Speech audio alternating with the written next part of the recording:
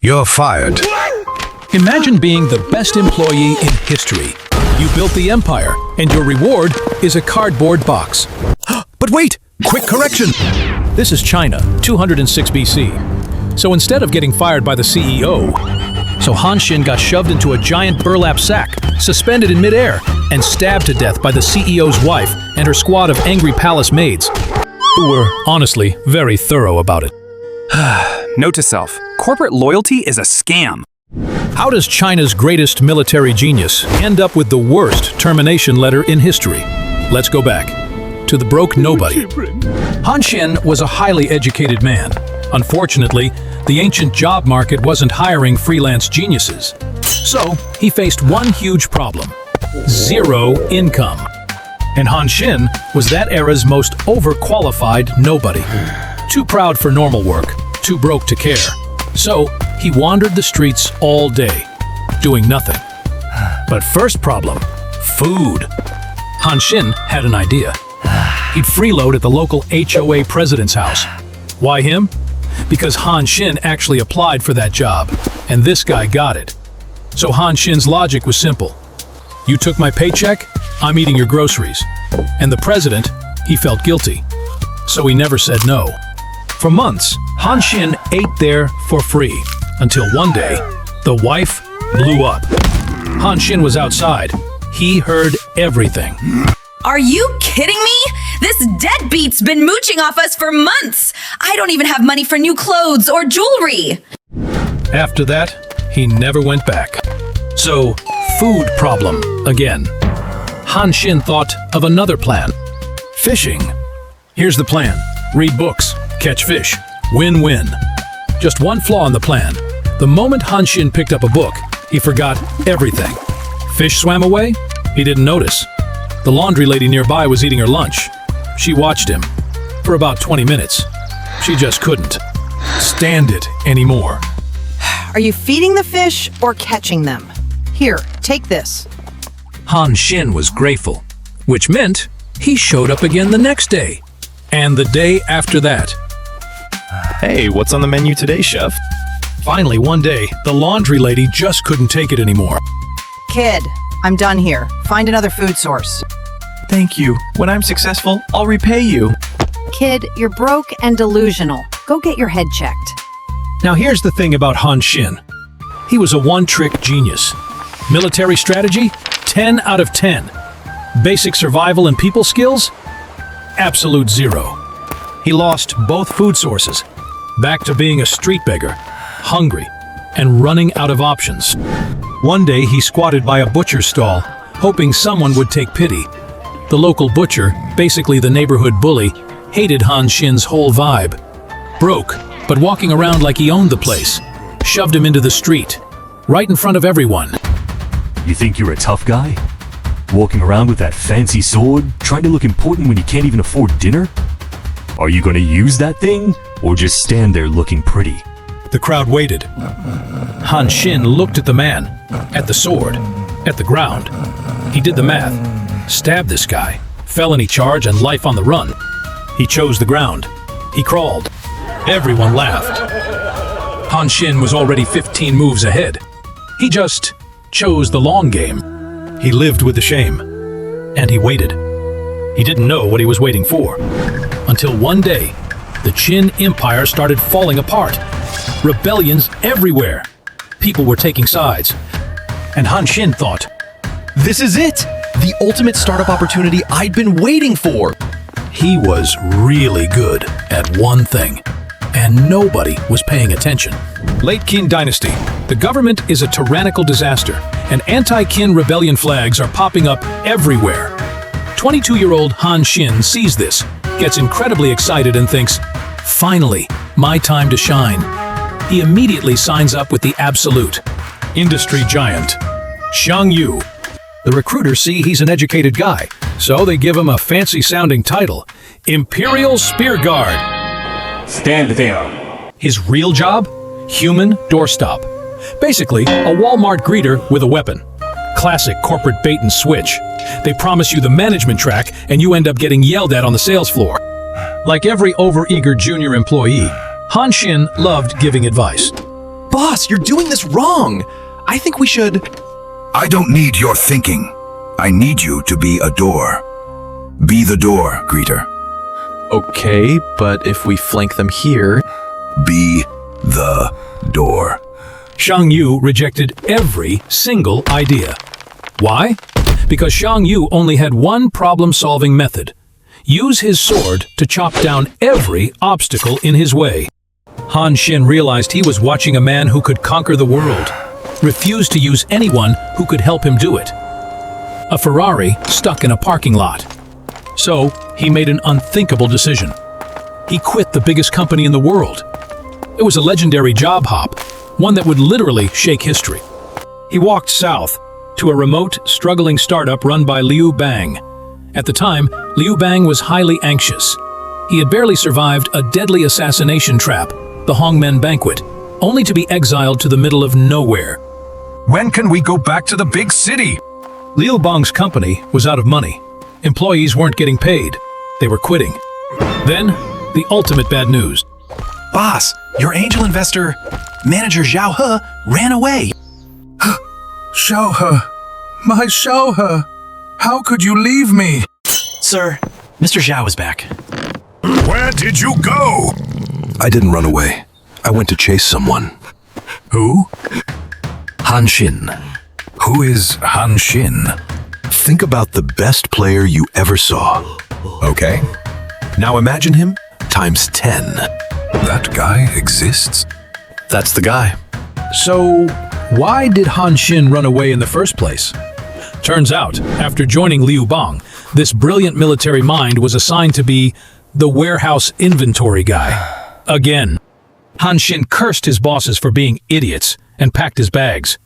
But manager Xiao He had been watching him. He chased Han Xin down in the middle of the night. Xiao He was the man who saw Han Xin's genius. He built Han Xin's career. Xiao He put his own life on the line. He told Liu Bang, If this guy can't deliver, you can have both our heads. one of those heads would actually roll years later. Just not his. 206 BC. Liu Bang is ready to announce his commander-in-chief. The generals were thrilled. It's gotta be me. Han Xin, step forward. The generals were stunned. They had no idea who this was. From the back of the army, a nervous voice called out. Excuse me, coming through. I'm Han Xin. Is Liu Bang that desperate? Xiao He didn't think so. And this might have been the most important conversation in ancient China. They're overconfident. That's exactly our advantage. Han Xin started with the big picture. Then he did something nobody expected. A full SWOT analysis on both Xiang Yu and Liu Bang. Xiang Yu, strengths, strongest man alive. Weaknesses, won't promote anyone, won't listen to anyone, burns whole cities down. Liu Bang, strengths, gets it. Weaknesses, none that matter. The generals were staring. They had no idea what just hit them. We need to secure the Qin territory and sweep the world. Commander, let's be practical. What do we actually do? We go through Chencang. Chencang? Are you kidding? The mountains? The rivers? The textbooks literally say it's a death trap. That's exactly what the enemy thinks. No army had crossed the Qinling Mountains in centuries. It was basically ancient China's Mordor. Except Han Xin walked right through. How? If my gamer teammates can scream, fake an attack middle, sneak around top. Xiang Yu's general, a cunning veteran, knew it too. The key was mind games. Han Xin made it look like he was attacking from one route, and another, and another. Every path had a decoy. The enemy general had to split his forces across all 6 routes. Guess what happens when you split 6 ways? None of them are strong enough to hold. Han Xin used his numbers advantage to crush the weakened checkpoints. In less than a year, the Han army conquered the entire Guangzhou region. No army had crossed those mountains in centuries. Han Xin did it in months. And the most dangerous man in China just started his first real job. Late 208 BC. Exactly as Han Xin predicted, every minor warlord in China rushed to join Liu Bang's company. 560,000 employees, a dream team on paper. Xiang Yu was far away, dealing with rebels in the east. Liu Bang saw the opening, and he took it. He marched straight into Xiang Yu's capital, Pengcheng, the enemy capital. Empty, undefended. Liu Bang was ecstatic. For weeks, he threw the biggest team bonding parties the ancient world had ever seen. The warlords toasted with him. Everyone was winning. And this might have been the most short-lived victory in history. It lasted exactly 3 weeks. My wife is in there. Fix this. Now. 30,000 against 560,000. But that massive coalition wasn't an army. It was a hungover mob of rival CEOs with zero coordination. Xiang Yu's cavalry hit the camp like a meteor. The coalition shattered instantly. The warlords who'd been toasting Liu Bang 3 hours ago, already showing up at Xiang Yu's camp with a bottle. Hey, we brought wine. In one afternoon, Liu Bang lost everything. He retreated east, all the way to Xingyang, his last major hub, his last shot. Xiang Yu was right behind him. And then Han Xin arrived. He brought whatever troops he could gather. Old men, wounded soldiers, a mess of an army. And he threw himself between Xiang Yu and Liu Bang. Stop. Two of the greatest generals in Chinese history, now on opposite sides. Han Xin, the man Xiang Yu used as a door. Xiang Yu, the man who'd let him walk right out. You have to wonder what was going through Xiang Yu's mind when he saw that border collie standing in his path. Han Xin saw right through the fair-weather nature of the warlords. He went to Liu Bang with a new idea. These guys are done. We have to eliminate all of them. Here's the plan. You stay here, Liu Bang. Keep Xiang Yu busy. Meanwhile, I'll go east, conquer every kingdom between here and the coast. Then I swing south, and we corner him together. This was the strategy that would end the war. Liu Bang just didn't know it yet. And so began the Han Xin show. First up, the Wei Kingdom. Let's call it level 1, the River Fortress. Wei had an army. Wei had the Yellow River. The Wei general played by the book. He took every single boat and locked down the opposite bank. A flawless textbook defense. He needs boats to cross, and they're all on our side. We hold the line. Han Xin didn't take the boats. He took wooden rafts in the middle of the night, across the river, behind their lines, straight to the Wei capital. Wait, what? Conquered in a single strike. The neighboring Dai kingdom sent reinforcements. Too late. They got conquered too. One kingdom after another was falling, and Han Xin hadn't even gotten started. Level 2, the Zhao Kingdom. The 4-to-1 meat grinder. This is where Han Xin changed ancient Chinese warfare forever. The Zhao army was 4 times larger. 4-to-1. In military terms, this was suicide. Here's the thing about ancient battles. Once casualties hit 10%, your biggest threat isn't the enemy. It's your own guys trampling you to death in a panic. Ancient historians called it rout. We call it a stampede. So Han Xin did something insane. He put his own army's backs to the river. His officers stared at him. No retreat, no escape. Han Xin was telling them in the clearest possible way, win or drown. This is called a death ground. His soldiers looked at the water, then at the enemy. 4-to-1. Then at Han Xin. And they chose to fight. The key thing to understand about Han Xin's strategy is not how he motivated his soldiers, it's how he weaponized their desperation. The Zhao army charged. The Han army held. Trapped between the river and the enemy, they had nowhere to go but forward. And forward they went. While the two armies were locked in battle at the river, Han Xin sent 2,000 cavalry behind enemy lines. They hit the Zhao camp like a wrecking ball, cut every flag, put up Han banners, and started screaming. Your king is captured. Drop your weapons. Drop your weapons. The Zhao army turned around, saw Han flags flying over their own camp. Panic. Not from the enemy in front of them, from the fake enemy behind them. They broke. Full rout. Swords? Barely used. The real killer was the stampede. 20,000 men dropping their weapons, turning to run, right into their own reinforcements, trampled, suffocated, gone in minutes. A force 4 times larger destroyed by 1,200 cavalry and a flag change. The northern kingdoms heard the news. Yeah, we're good. We surrender. Qin had spent decades conquering them. Han Xin did it in 10 months. And this might have been the quietest pivot point in the entire war. Suddenly, everything stopped. On the main front, Liu Bang and Xiang Yu looked at the map and realized a terrifying truth. The winner of their war was going to be decided by a former security guard up north. Xiang Yu was watching his empire dissolve kingdom by kingdom, one general at a time, one ally at a time. Xiang Yu was having the worst ROI in human history. He literally let the guy who could destroy him walk out the door.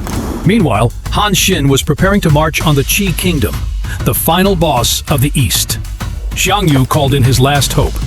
Long Qi, the only man Xiang Yu considered a true friend. Take extra troops. Max out the corporate guard. And please, don't die. Isn't that the guy you used as a doorman? Relax, bro. I've got this. The key thing to understand about Long Qi is not his arrogance. It's his strict adherence to military logic. He marched east, 200,000 strong, with absolute confidence. He had no idea what was waiting for him. Level 3, the Wei River. Han Xin hit first. The fight was brutal. Han Xin's forces were outmatched. He began to retreat, slowly, deliberately. Long Qi saw blood. In ancient warfare, pursuing a routing enemy is standard procedure. Long Qi did exactly what any professional general would do. He ordered his army to cross the river and pursue. This was exactly what Han Xin wanted. The moment Long Qi's army crossed the midpoint, the trap sprang. The water came down like a wall. Long Qi's army was cut in half. Half in the water, half on the bank. No communication, no coordination, no escape. Han Xin looked across at the man trapped in his own formation. Middle management Long. Long time no see. Shame you're not leaving. Han Xin's forces closed in from both sides. The rest of Long Qi's army stood on the far bank, watching. They couldn't help. They couldn't run. They just watched. That's rough. That single strategic wipeout defined the balance of power for the rest of the war. Xiang Yu had one move, and he let the guy who could stop it walk right out the door. He was running out of moves, and running out of time. Han Xin was coming. Meanwhile, Han Xin was steamrolling through enemy territory. But back at the main battlefield between Xiang Yu and Liu Bang, things were hitting a brick wall. Xiang Yu won every battle he personally fought, but looking around, most of his territory was already planted with Han Xin's flags, his empire shrinking day by day. Han Xin now controlled an army of 300,000 men. Whoever Han Xin supported would win. Even the historically arrogant Xiang Yu finally bowed his proud head and sent an envoy to offer an olive branch. The pitch was simple. General Han, don't you want a promotion and a raise? You think Liu Bang made you his top general because he trusts you? It's all thanks to our boss, Xiang Yu. Without a powerful rival like him, would Liu Bang have ever given you this job? Nonsense. I got this job because I'm awesome. True, but you're too awesome. You're so awesome that Liu Bang is scared of you.